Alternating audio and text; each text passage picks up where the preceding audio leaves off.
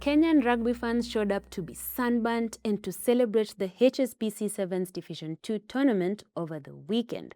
Teams from various countries competed, some taking giant Ls while others showcased their tackle and scrum prowess. Kenya's Shujaa emerged third in the whole tournament, while the Lionesses managed to only row a little at fifth place. And on to 7-year terms a charm. In Zimbabwe, their cabinet has approved a draft legislation that would extend their current president's term to 2030. Zimbabweans, I know this isn't coming as a surprise because your president's name is Emerson Mnangagwa. His name literally starts with Imas. He was already in too deep from the dictatorial nomenclature. This was unfortunately bound to happen. The draft also proposes that MPs would elect the president instead of a direct vote from the citizen, and that the president would serve 2 consecutive 7-term limits instead of a 5-year term limit. Zimbabwe's cabinet has approved draft legislation that could significantly alter the country's political landscape. The proposed constitutional amendments would extend presidential terms from 5 to 7 years and allow the president to be elected by parliament rather than through a direct popular vote, potentially keeping President Emerson Mnangagwa in office until 2030. Victoria would have fallen to her knees because MPs, who are the easiest group to sway in any country, deciding the future of the country, gives them too much power. And as Kanye said, their president is already 83 years old, but old isn't gold, and neither does it fold in the seat of power. 3 months ago, his appeal to stay in power had been rejected, like post-Valentine's flower purchases. Apparently, when it comes to power, you just have to adjust the weight from one cheek to another and keep holding on to see who will really stop you. The Justice Minister reassured citizens, saying that public consultations will be held before the bill heads to Parliament for debate. The 3 arms of government are playing pickleball, and you, my Zim friends, are both the ball and the ground.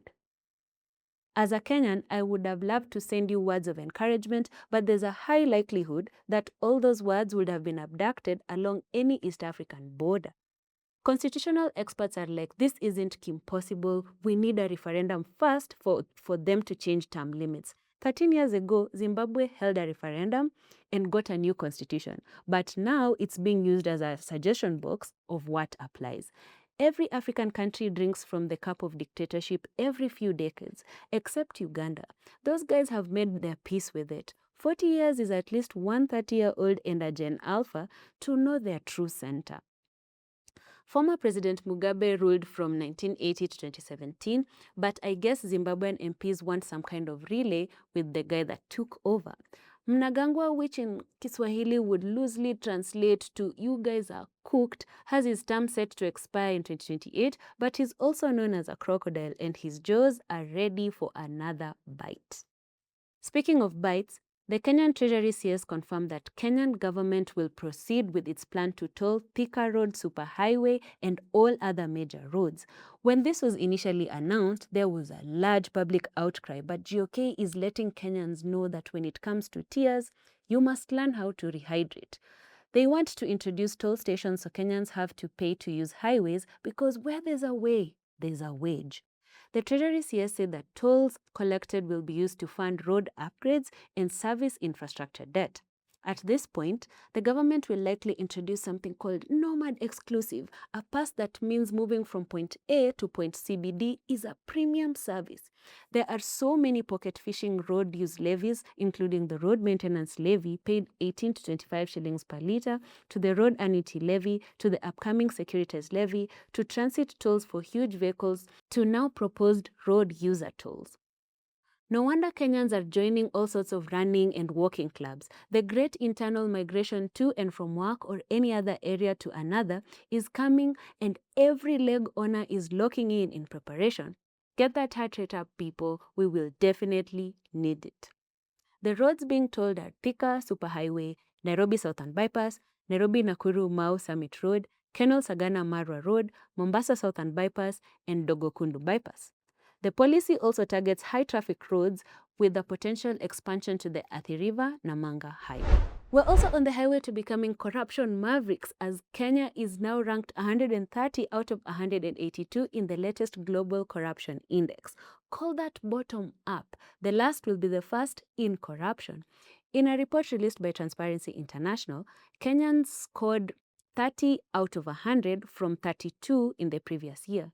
Kenya is really an international A student in reverse by excelling in corruption, and there are no signs of progress.